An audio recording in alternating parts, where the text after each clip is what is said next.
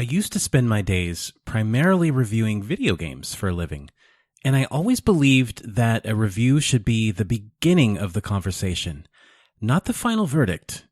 That applies more today than it ever has. We're living in a time when products launch and continuously evolve. Iterative improvements are made through constant updates. They're driven by community feedback and a steady global conversation that simply can't be ignored. You could say the same thing about a Linux distribution, or even an activity or app that's a crucial part of your experience with that Linux distribution. Maybe that's why the distro hoppers among us periodically revisit a certain desktop environment or the distro they played with a year or two ago. We're curious. We want to see those advancements. We want to see if maybe the grass is greener on the other side. Well, in July of 2018, playing thousands of Windows-exclusive games on Linux by simply hitting the install button on Steam was impossible. The grass was definitely greener on the Windows side of the fence. Today, Valve and all the talented developers involved in Proton have flipped what we expected from Linux on its head. They completely changed the conversation we were having less than 1 year ago. In this episode, we're going to talk about how different that conversation is today. Forming an opinion on something, it's okay, but it's always a good idea to keep an open mind. Keep tabs on that thing you formed an opinion about, and never close the door to that conversation. Keeping an open mind and having that conversation together is what this show is all about.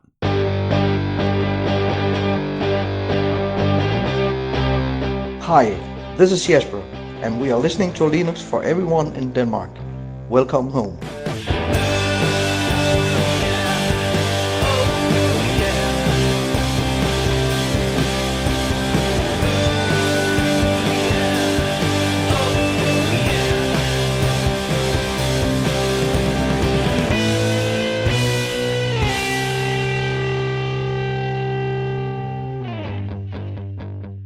Hey everybody, welcome back to Linux for Everyone, a podcast about desktop Linux, open source software, and the community creating it, or enjoying it. My name is Jason Evangelho. I write technology stuff over at Forbes.com, and I have to play my games on easy difficulty. Anyway, thank you so much for being alongside me on this Linux journey of mine. We're going to jump right in because episode 4 is enormous. I will be speaking to Ryan, aka DasGeek, about his Linux origin story, and then we're going to jump into a huge discussion about the first year of Steam Proton and everything that has entailed. Before that, another really cool community voice segment and songs from the source. Before we get into any of that, though, let's look at our discovery of the week. I think the best apps for any operating system are ones that are designed to do one thing really, really well. And Peek does one thing really, really well. The application is Peek. It is spelled P-E-E-K, and it's basically a way for you to simply record your screen. It was built for the specific use case of recording a screen area. So that could be showing a UI feature of your own app, or you could use it to collect visual information when you're filing a bug report. It's super, super easy to use. You simply open it and you drag the overlay onto the area of your screen you want to record, and you can record to a GIF, or you can record to WebM and MP4 formats. It's really easy to use, and it's part of my arsenal now. It's one of those go-to apps that I have on every one of my systems. Now, Peek has official packages in the repositories for Arch Linux, OpenSUSE Tumbleweed, Solus, and a few other distributions. You can also install it via Flatpak. And while it doesn't have snap support right now, there is an app image, so there are a number of ways that you can get it installed on your system. It's phenomenal. It's simple, and you should definitely use it if you've ever wanted something very, very easy for recording your screen. Before we move on to the community spotlight and the big discussion about Steam Proton with DasGeek, let's get a little housekeeping out of the way, and let me start by admitting that I made a mistake. In episode 3, there was a reference to something that a prominent member of the Linux community had said about creating and sharing distributions. And while I still somewhat disagree with the overall message that was within that statement, I think that, if you want to create anything and share it with the world, you should be encouraged to do that. I did misrepresent the comment a little bit by saying that act was selfish. And what this person was saying is that if you happen to create a distribution and then say, well, I'm not going to support it anymore, the selfish part of that is asking all those users to install something else because their operating system is no longer supported. So I wanted to clear the air on that. And, sometimes you have to admit that you make a mistake, and I don't want that to go unresolved. Next, I want to thank all of my patrons. I am so grateful to you guys for contributing your hard-earned money for something that you could get for free for supporting the show. We're up to 23 patrons now, and that is just awesome because that covers the very, very basic expense of hosting Linux for Everyone over at Fireside FM. Carl, Robert, Anthony, Bearded Giant Games, all you guys who have contributed to the Patreon for this show, thank you very much. If you're listening to the show and you're interested in contributing to the Patreon, you can find it at patreon.com/Linux4Everyone. There are a couple tiers that are pretty easy to get into. For $1, you can be an associate producer of the show, and that gets you an actual credit on the Linux for Everyone website, and it also gets you a special role in our Discord server, which says associate producer. For $4 or more, you can get early access to each episode at least 24 hours in advance, and you also get the podcast delivered in 320K MP3 instead of 128K MP3. And that's something I wanted to do, especially for people who really enjoy the music segments at the end. If you just want to join up with the Linux for Everyone community, which is exploding, you can find us all on Telegram, Facebook, or Twitter. For all three of those networks, the tag is Linux, the number 4, Everyone. And you can also check the show notes in your podcast player or go over to linuxforeveryone.fireside.fm for the link to all the stuff that is talked about on the show, as well as our brand new Discord server. This week, for the Community Voice segment, I asked you a really tough question, but it yielded some super helpful and insightful answers. The question is, if you could give a brand new Linux user just one tip, what would it be? I asked you to send your responses to linuxforeveryone@pm.me, which you can do at any time for any reason. And here are some of the best answers. Clayton says, it's certainly difficult to narrow down the possibilities. There's so much to share with new users, but I'd say my number one tip would be not to give up on doing what makes you happy. To elaborate on this, it stems from the challenges I've faced and that I've seen others face in their journey to Linux. There's opposition to any choice you make, even as a user. Criticisms fly. People say things they could, of course, go without saying. None of that means anything, though. We have the freedom to make these choices for ourselves, and there's absolutely no reason you should be left out for using and doing what makes you happy. If you have found your passion, hobby, or home, that's where you belong. Don't let anyone discourage you from embracing it. Clayton, plus 1,000 for that email. That is not just Linux advice, that is life advice. And next up is a tip from Morrow. He says, don't listen to all the pro-Linux fanatics that try to convince you to install some exotic, super hardcore distribution. Easier to install and manage does not mean less powerful. Stay as close as possible to upstream. Ubuntu or Ubuntu flavors are a great place to start. Use the LTS version with hardware enablement stack and proposed updates. By doing so, you get an amazingly stable distribution with rolling kernel and video driver updates. Only mess with your PPAs once every couple years. On top of that, Ubuntu is the default Linux desktop distribution most companies use to test Linux games and apps. Want to try something else? Do it either in a separate hard drive or use virtual machines. Thank you, Morrow. That's a very specific and helpful answer. All right, next up, a tip from Tony Hughes for Linux beginners.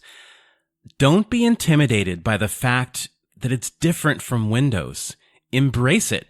If you're on a Linux distribution aimed at the new user, many of the common things you're already doing on Windows are just as easy to do on Linux. And you are in control, not the OS. You decide when and what to do. Simply put, the easy stuff is still easy, and the advanced stuff you can learn in time. Awesome, Tony. Thank you to Tony, Morrow, and Clayton for sending those in. If you have a tip or a trick or a piece of advice or just something you want to get off your chest, you can email the show at linuxforeveryone@pm.me. So my very special guest on this episode is Ryan, aka DasGeek. How are you doing, man? I am doing awesome. Thank you so much for having me on your show. Really appreciate it. My pleasure. I was eager to get one of you cool Destination Linux guys on my show, since I hadn't started my show when I was on your show. That's right. I mean, we had an awesome time when you came on the show, and I'm so happy we had the chance to interview you early-ish on in your Linux journey. So I guess now is time for the flip the script, and now I get to be the one interviewed on your show. And I've absolutely enjoyed everything you've done with your show, and truly mean that. I watch the community reaction to what you're doing and how much you're involving the community in your show, including the music, which cannot go understated. The music you have at the end of each episode, kind of finding new ways to bring the community into your podcast, and I absolutely love it. Thanks. And you know what's crazy is those guys show up too. Unfa, right? He showed up to the Telegram group. Zappa from, the developer of Space Mercs, he showed up to our Discord, and they're all just getting in there and getting friendly. It's incredible. You know what people don't realize is that, I guess when you have a podcast or you have a platform and you start growing, I think maybe in people's minds they assume that we're not kind of starstruck in some ways, but certain developers, when they show up to Destination Linux Telegram, like we have Manjaro developers show up, or Endeavor, or somebody who creates an application. There are times where we've said things in our Telegram group, and someone will pop up and go, "Yeah, I'm the developer for that." We get starstruck. We're like, "Oh my gosh, they showed up to my Telegram. They're hanging out with me." And you almost, sometimes I sit there at my keyboard, I don't know what to say to them. Like, I'm starstruck, because to me they're stars. They're incredible. They're brilliant geniuses. So. Like, hi, I really like your distribution. Yeah, exactly. That's exactly how it is, though, sometimes for me. So I get starstruck from some of the folks in the community, and I love when they show up. Well, Ryan, I'm going to assume, just to be safe, that no one listening to this show knows who you are or what you do. So let's start really briefly at the beginning. What is your Linux origin story? How did it all begin for you? So I think I have a unique origin story, but it parallels a lot to yours in some ways. And so I decided I was going to launch a YouTube channel that really was just going to be anything geek related that I was working on at that moment. Because I realized I'm always involved in some project. Why not record it, put it out there in the community, try to do some educational material out there for people in case they want to play, in case they want to try some of the crazy things that I might be up to. And a lot of that video, because I made my living in Windows, was Windows related material. So I would be in a Windows operating system, was either building new computers or doing something with hardware, or talking about security and privacy in Windows, how to set certain privacy settings up, how to be more secure on the internet. What was interesting is during that time, people would leave little comments, and they would say stuff like, "Have you looked at Linux? Have you, tried Tails and Wannix, I think, was the first one that really captured my attention. So when they would leave the comments, because it was such a small channel, nobody was practically watching it, maybe 100 people total. I would take each comment and I would do some research, and I was like, wow, this Tails and Wannix thing looks really interesting. So I started just dabbling with this, and the deeper I went into it, the more I realized there's this operating system out there. There's this entire ecosystem out there of people who are interested in privacy, who are highly technically efficient, who have a passion for an OS. And nobody who uses Windows is passionate about Windows. Like, there's not a bunch of user groups everywhere, being thrown up, and podcasts, being created over Windows. So this kind of intrigued me, and I decided I had the latest hardware at the time that I could afford anyways. I just had purchased the latest NVIDIA GPU at the time, the latest Intel. I had, a massive beast of a computer built. Would Linux run on it?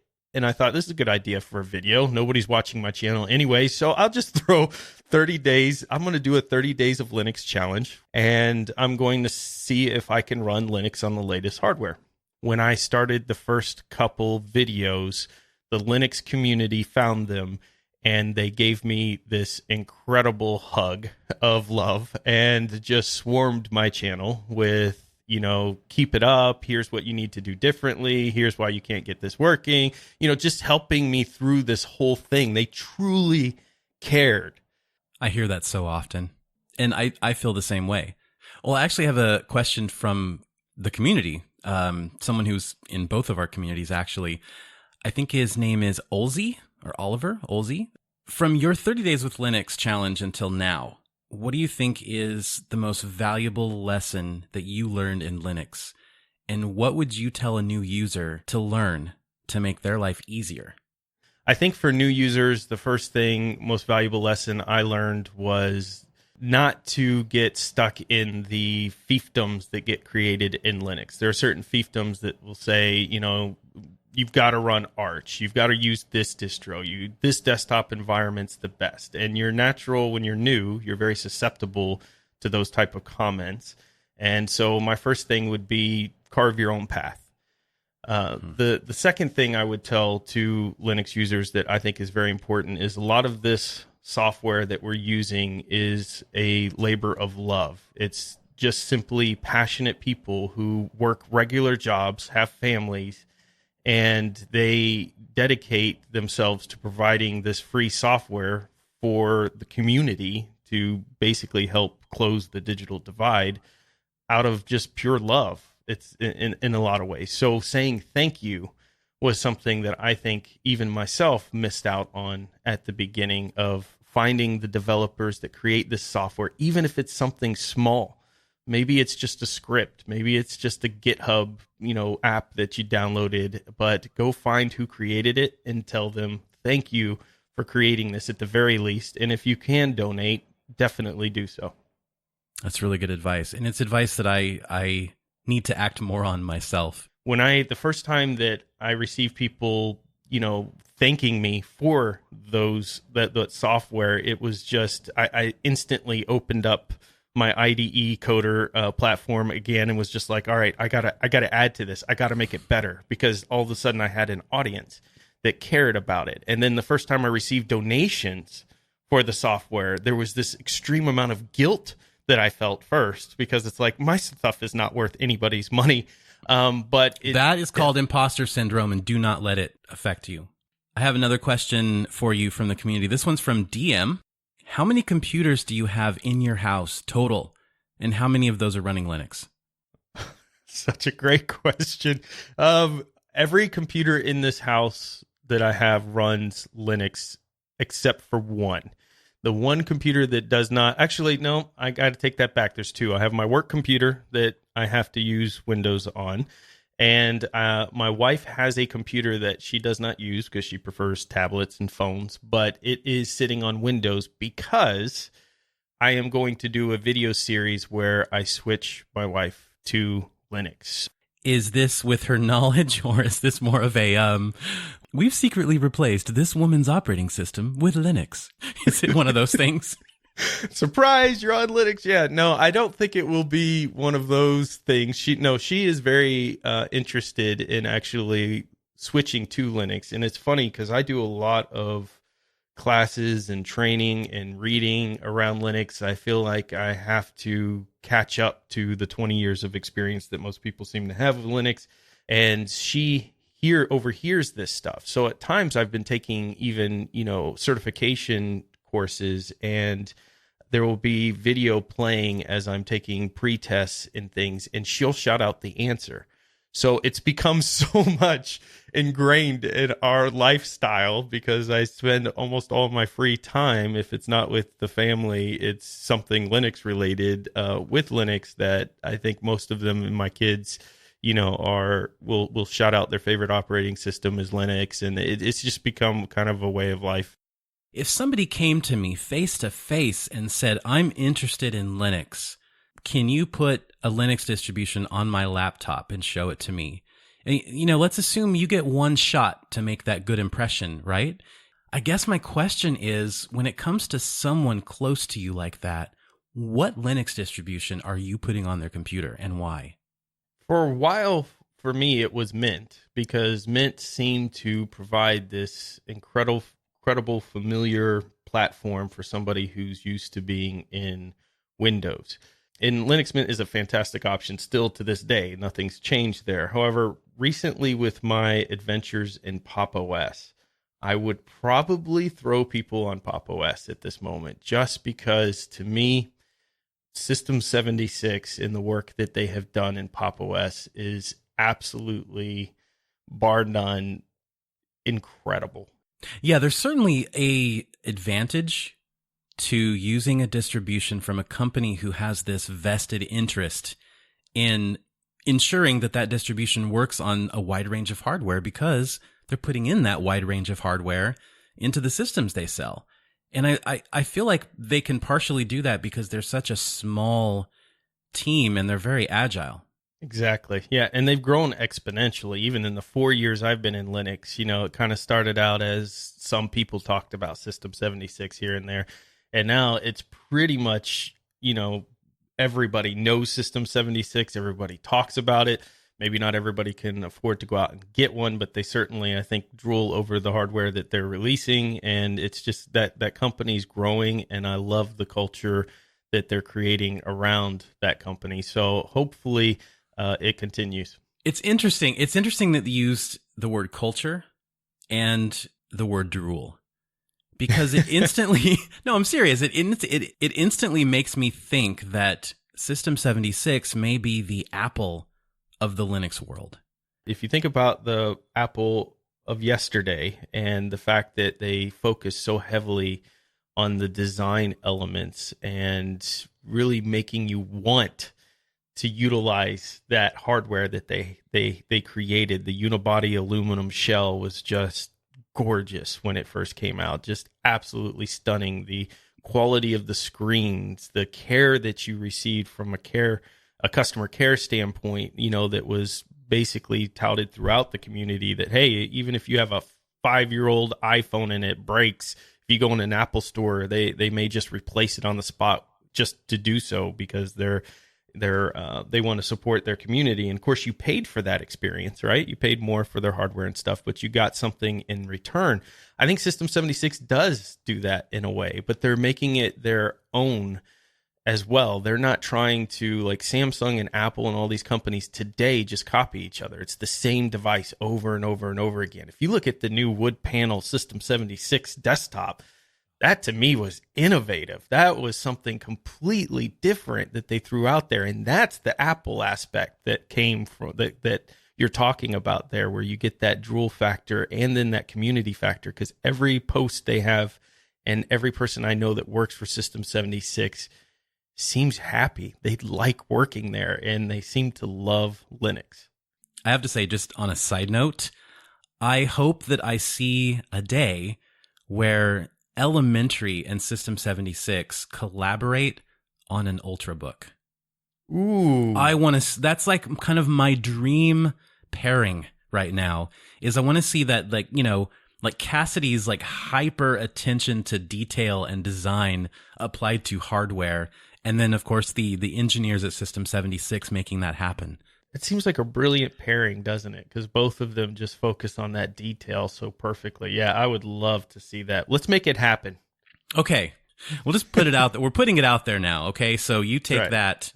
The seed has been planted. Take it, grow it, spread it. I don't know. Make some noise. So I have another question for you. This one comes all the way from Norway. From one gamer to another, are you satisfied on Linux when it comes to games? Was it hard giving up most games before Proton to stay secure and private?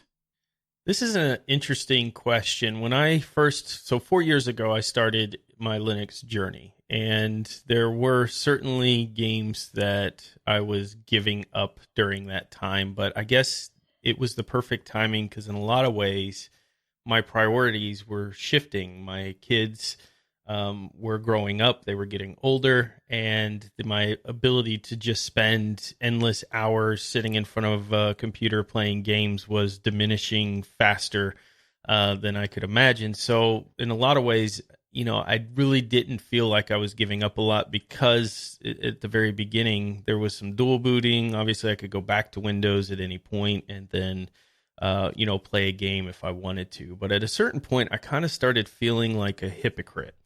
And not that there's anything wrong with dual booting, but I was out there on a platform telling everybody you need to go to Linux, that Linux is the greatest thing out there. It's better than Windows. It's the best operating system. And I was, preaching this on my channel. I was preaching this on Destination Linux. And it just felt like, well, if I truly believe that, then why do I have a Windows partition here as backup? Why am I using this to get into, different games or things I want to play? I need to fully commit myself. And so there was a point where I decided to do that, where I just simply got rid of all of Windows partitions and stayed in Linux full time. And again, there are many reasons why people need to keep Windows on their machine still today. So nothing against people dual booting, but if you can, I highly recommend you try it. I don't feel like I lost out on any games. There were a couple of games I would see that I would want to play, and thankfully they would be available for, say, PS4 or something. But for the most part, the hype train in gaming ended up being a disappointment. So there's so many AAA games that are out there that are just, and this is, if you look in the gaming community, period, kind of the result people are complaining about is a lot of these studios, these big studios have just grown into these monopolies, and they're taking these series and they're ruining them. And so it was kind of perfect timing on that aspect as well, because then I found indie developers in indie games where they're doing that innovative approach to gaming. They're not necessarily just focused on graphics. They're focused on that experience of fun and joy and really taking you into a whole new world. And that kind of held me through until Proton came out. And then, of course, now everything's changed. Well, I guess this is a good place to transition into kind of our main focus of this episode, which is talking about 1 year with Steam Proton. I want to start before Proton. I want to go back to something that I don't think either of us were Linux users when this happened. I want to go back to the Steam box. Do you remember those? I remember them dropping, coming out, and there was this surge, as I recall, of interest, and then it just kind of fell out. Yeah, and I guess for those who might not know, the Steam box was sort of the introduction to SteamOS as well. And so their whole idea was to sell these a wide range of PCs, these little mini ITX boxes, all the way to massive tower PCs that would be running and shipping with SteamOS. And I think the hook there was that you can boot it up into big picture mode. It's running Linux, so it's going to be cheaper. And Valve was kind of talking up the, Linux updates are better and they run in the background and they won't nag you. And, they were starting to gently introduce all of the advantages that Linux has for gaming over Windows. And I was actually there at the press conference with Gabe Newell when they were first announcing that, and they had all the boxes, all the first PCs on display, and I was kind of enamored by it. But then I got home and I thought about covering it, and I was looking up what games were available on Steam OS and on Steam for Linux, and I completely lost interest. Yeah, it was one of those products where it came out before it was ready. I think if they had held it back and did a release today, it would be a very different story. Valve has an incredible history of pushing Linux as the future gaming platform. They have done some of the most incredible things, including some stuff that we covered this week on Destination Linux with regards to the VR projects that they are funding for the Linux desktop, which is absolutely amazing. Gabe Newell has absolutely been a huge fan of Linux and backed it 100%. I don't know if he's just somebody who secretly uses Linux. I've never heard what operating system he runs, and that's his love and passion behind the scenes. If so, I wish he would come and do some interviews with any of us, or come chat in our channels. But but he has been just a huge proponent of Linux from the start. He even called it, that Linux is the future of gaming. I'm going to be honest with you. I kind of chuckled when I heard him say that. And now I'm seeing it, though. Now I'm seeing it happen. I'm seeing the results and the hard work that they've put in. Yeah, he was right. Yep. I mean, it goes without saying that while there's a lot that goes on in the background, Code Weavers and Wine and all of these different entities and developers who have pushed gaming on Linux forward, and even Steam Proton wouldn't be here today, I don't think, at least as good as it is without the work that Code Weavers and Wine and others have put into it. But certainly Valve has picked up on that momentum and turned it into something even more beautiful than what any of us thought it could be. So to set the stage for everybody, August 2018, Valve comes along and just drops this bomb. Windows games with no Linux version currently available can now be installed and run directly from the Linux Steam client, complete with native Steamworks and OpenVR support. And I read that 1 month after switching to Linux, and my jaw just dropped. I didn't understand DXVK. I didn't understand Wine, and it was just like magic to me. They had about 27 games that were officially whitelisted, and that those were titles that were like fully vetted by Valve. They considered the experience to be identical to Windows.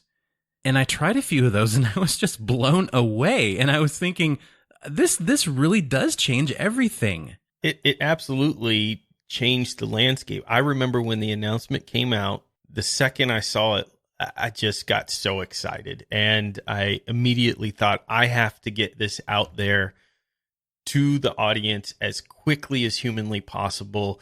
I went immediately into Steam, stopped what I was doing, downloaded Proton, because then it was, and when it first released, it wasn't a part of Steam. You had to go opt into it, and started playing some of the games out there. And I think the first game that I tried might have been Doom. And Doom 2016. Doom has this really interesting experience with me because it was a game that I absolutely fell in love with. I love the Doom 2016 series, and it was one of the games that I got working in Linux back with just Wine, using Wine. And it was a very popular video that I did way before Proton, because I kept getting these comments in my 30 days of Linux and thereafter of, I would switch to Linux tomorrow, but gaming on Linux is terrible. Tell me when the games come.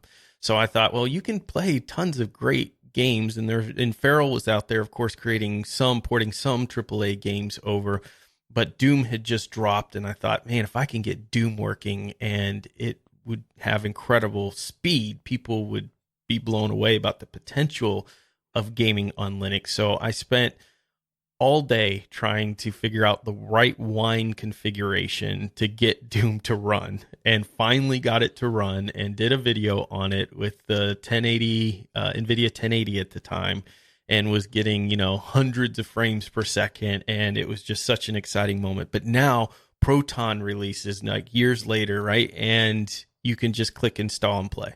Like, it's just a whole new world. I don't even think that the whole 27 games being whitelisted story is the real story with Proton, because there were a group of people. I apologize that I don't know their names, but there was a group of people who came together, and they just had this spreadsheet on Google Sheets, right?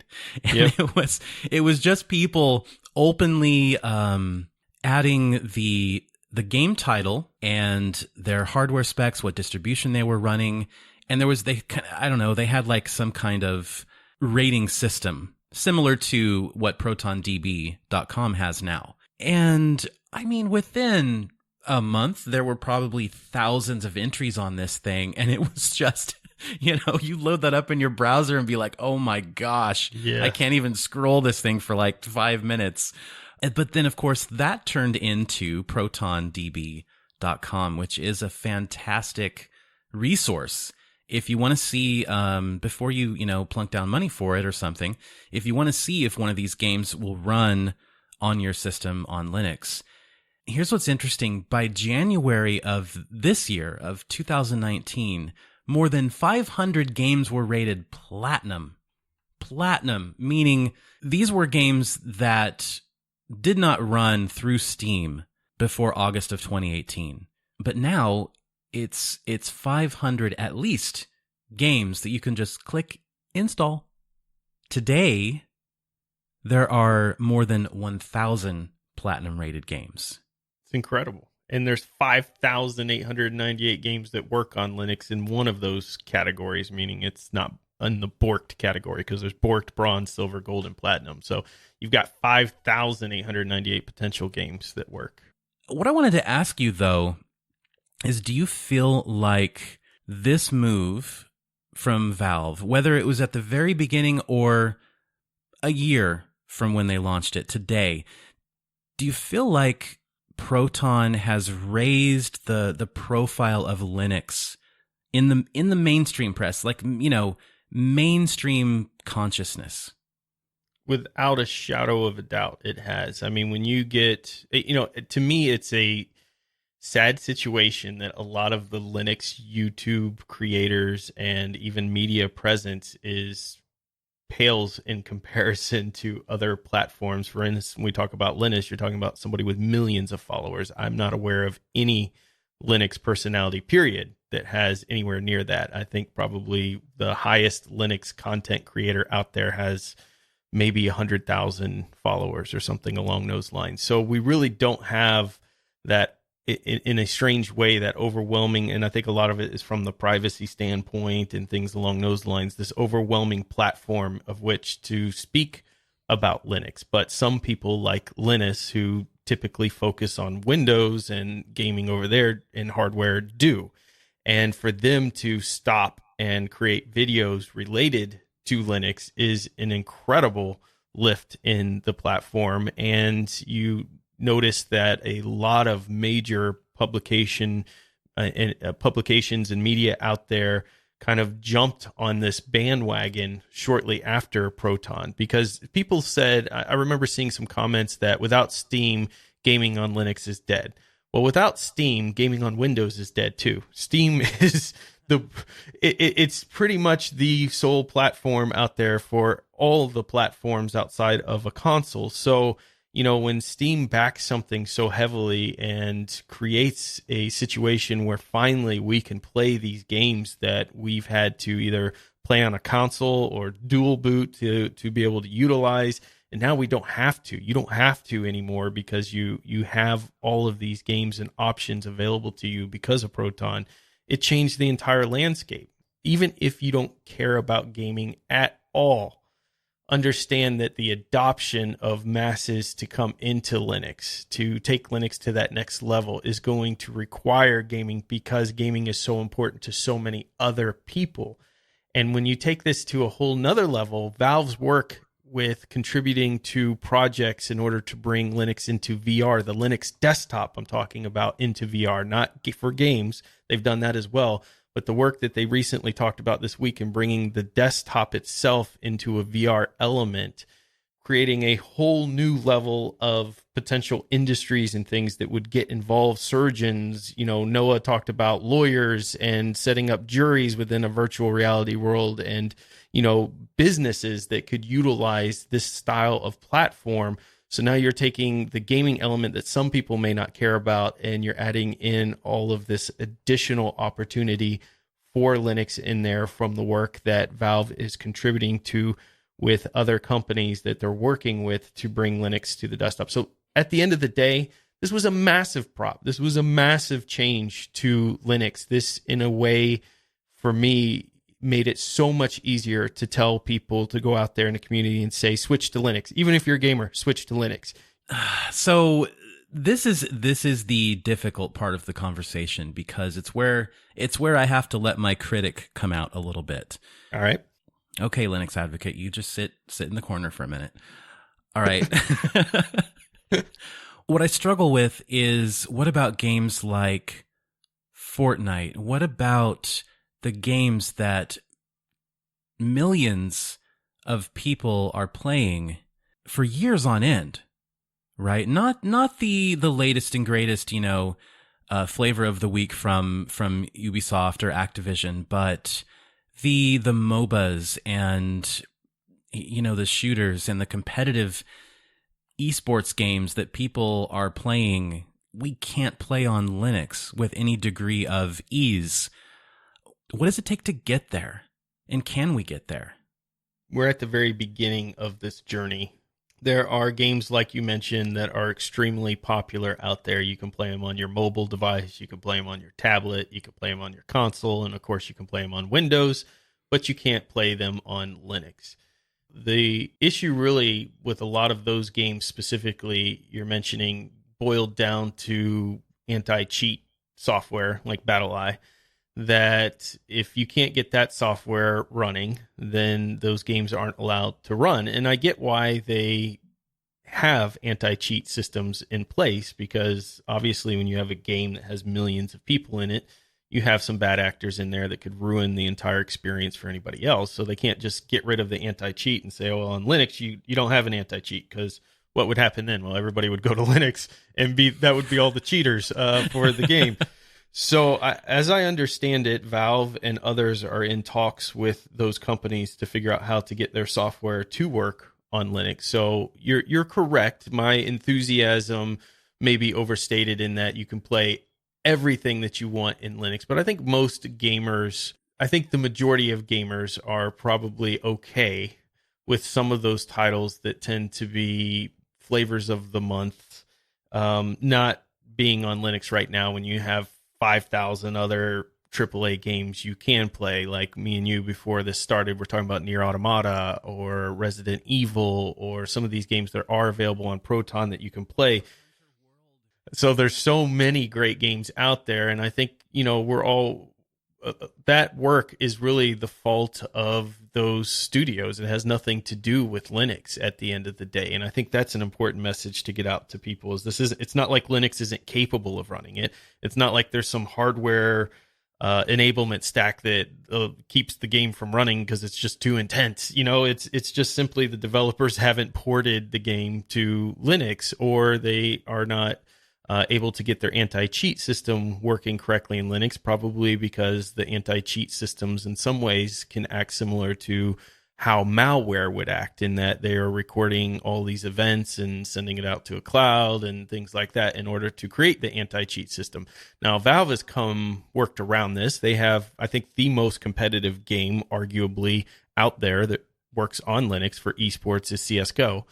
And CSGO has an anti-cheat element as well as a community element to stop cheating. So there are anti-cheat systems that work. There's one particular that I'm thinking of, BattleEye, that is keeping a lot of those games you were talking about from coming to Linux. And I understand there's work underway to make that happen. So I think we're at the very beginning of this journey, and I think we'll see a time when all of those games will work on Linux. And I think that time is very short. I think it's going to come right around the corner.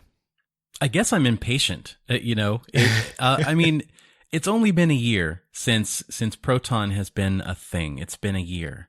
I have to remind myself how cool it is that literally thousands of games that were not at our fingertips are now at our fingertips and playable. I have to remind myself, not just that, but the performance gains that we've seen from when Proton launched a year ago to now. I mean, we're seeing games like F1 2018, like Strange Brigade, like Hitman 2. These are all fairly demanding games that run through the Proton layer and are as performant, if not more performant, at the same settings on the same hardware than the native version of Windows. Yeah, it is surprising sometimes, I guess, because like you, when I started in this journey, running a game on Linux meant you're going to sacrifice 20, 30 frames per second. And now running a game on Linux means you're going to gain 15 to 20 frames per second in some cases. Not all, but in some cases. For a lot of big titles out there. Like I did the benchmarks on the Ryzen 3 series. I have the 3700X and the Vega Radeon 7 GPU. And these benchmarks were blowing away Windows machines in these global benchmark tests out there with far more powerful hardware from a GPU perspective in any case. And I wasn't overclocking. There was not one overclocking setting I had on the entire machine. So we shouldn't be surprised, but because I guess we came from a moment where things were just not really running well. These moments, of course, were all before Vulkan took off. Then we're kind of shocked by it. But ultimately, I think Linux, and that's what Gabe knew, was always going to be faster once we got the support from the developers. Lately, I've been sort of viewing our choice, our decision to use Linux, almost like choosing a console. When you choose to have an Xbox One, you're doing that for certain reasons, right? You're doing it maybe for the exclusive games. Maybe you're doing it for the appearance. Maybe you're doing it because the majority of your friends are on Xbox Live and you want to play with them. Maybe you just really like Microsoft, right? And I'm starting to, I'm trying to view gaming on Linux almost as a console choice for the same reasons. Maybe that's a crazy argument, or maybe it makes me feel more confident and secure in the choice that I've made to use Linux full time and try to use it for everything that I do. You buy a PC, there are advantages and disadvantages to that. You choose Windows, there are actually advantages and disadvantages to that. You choose Linux, and you're saying, you know what? I like the freedom that this gives me. I like that I have control of my PC. I like that I don't have to pay for it. I like that it's not proprietary, that I'm not being tracked or spied on, or any number of those type of reasons, right? And then there's sometimes a sacrifice. There's a trade-off where, you know what?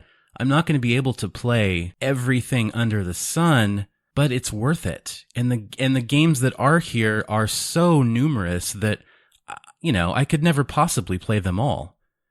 I love what you just said there, because it really brings back an interesting argument for when people say, okay, yeah, you can play all of these games on Linux, but you can't play this one game. And when you choose a console like a PlayStation or an Xbox, that happens there too. Today, right now, on these gaming platforms. If you went with Xbox, you're not going to be, or you went with PlayStation, you're not going to be able to play the new Halo. If you went with PlayStation, you're not going to be able to play Gears of War, potentially. So there are a lot of games out there that are exclusives for these consoles that make it so that you can't play them.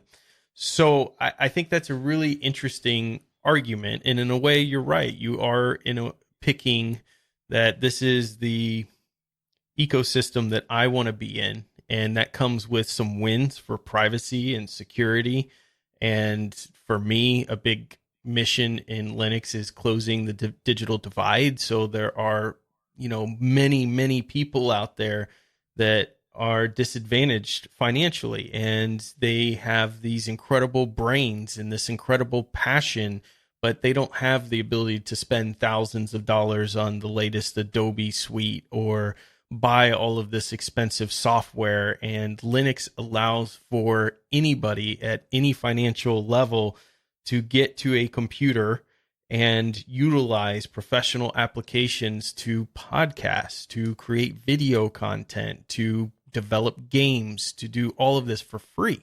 So if I lose out the ability to play a couple of games out there, and the trade up is I can be part of the solution for a global issue, I'm going to take that solution for the global issue. But I do like that argument that I'm going to steal from you now about consoles, because it's the same kind of situation where once you pick one, you're going to go where your friends are at and things, and you're going to pick one based on maybe a variety of different issues, but you're going to lose out on some other games when you make that choice. Well, I think that is an excellent place to stop. I want to encourage anyone who might have given up on Linux gaming and hasn't really heard much about Proton and the magic that it brings to the gaming world on Linux. Check it out. I mean, all you have to do is install Steam, and you're pretty much done. If you own Windows games, you can play those games. You can even copy that game from your Windows drive over to your Steam folder on Linux, and Proton will magically go and get all the little extra bits that it needs to run it. Well, Ryan, thank you for coming on to the show and sharing your insight and your enthusiasm with the audience. Let me give you a second to pimp yourself. Well, people can find me out there on Destination Linux podcast, and we have an interview with you, Jason, on there. People need to definitely check out because it's absolutely brilliant. So check out the Destination Linux podcast.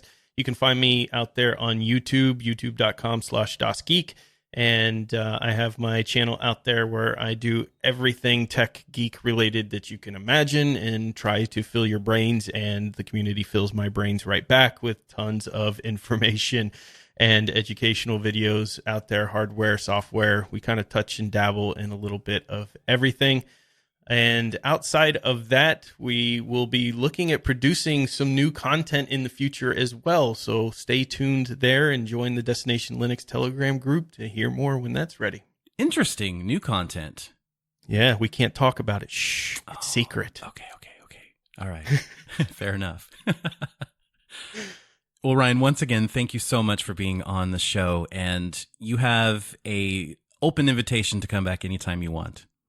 Thank you so much for having me, and thank you for everything you're doing, bringing the Linux community together. It has been awesome watching your journey, and not only the fact that you've become such a huge proponent for Linux, but the fact that you're building a community around that passion, and a community of people that, much like the community of individuals we've been trying to build, of people who are kind, who are passionate about this subject and want to get involved and have just a kindness about them. And that's what I see when I've joined your communities in Telegram and was looking through your community this morning in Discord, is just really great questions and people who truly care about this project and are not trying to, bring negativity into the community. And you're enveloping people like-minded like that within your own podcast world and the work that you're doing. So thank you so much for everything you've done for Linux as well. My pleasure, dude. Well, I think we can hit stop. Yahoo!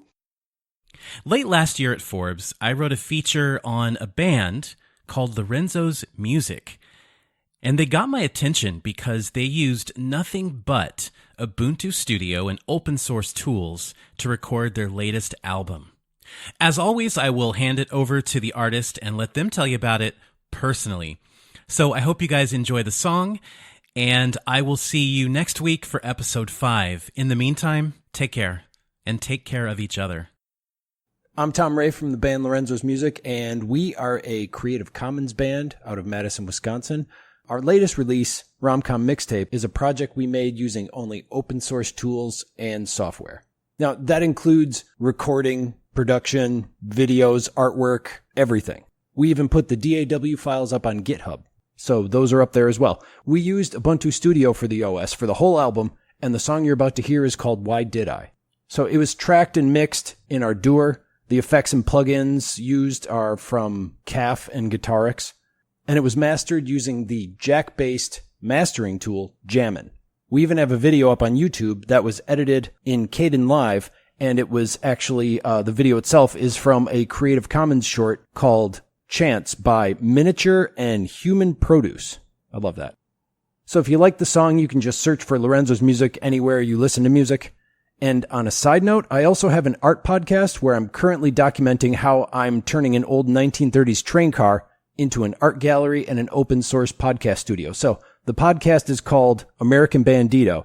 And if you'd like to learn more about that, you can just search for American Bandito wherever you listen to podcasts. Anyway, so here is the song Why Did I by my band Lorenzo's Music.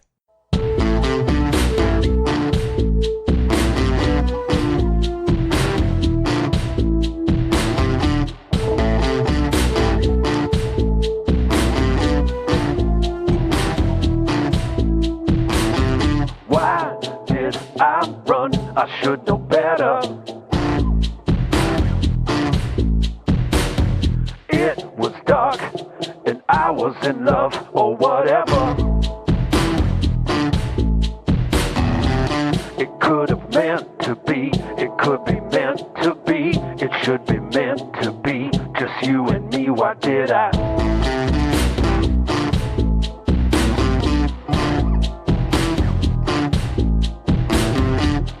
Why did I wait so long? Time has passed and gone. So much I'd say, has it been too long? It won't go away, it should go away. It doesn't go away, just you and me. Why did I?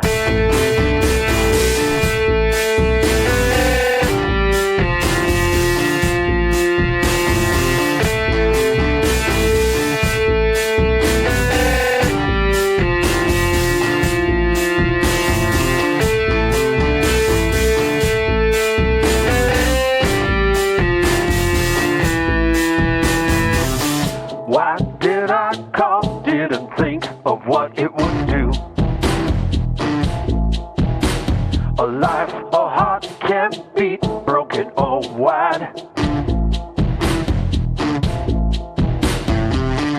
Anywhere it's needed, anywhere I need it, until it's bleeding, just you and me. Why did I?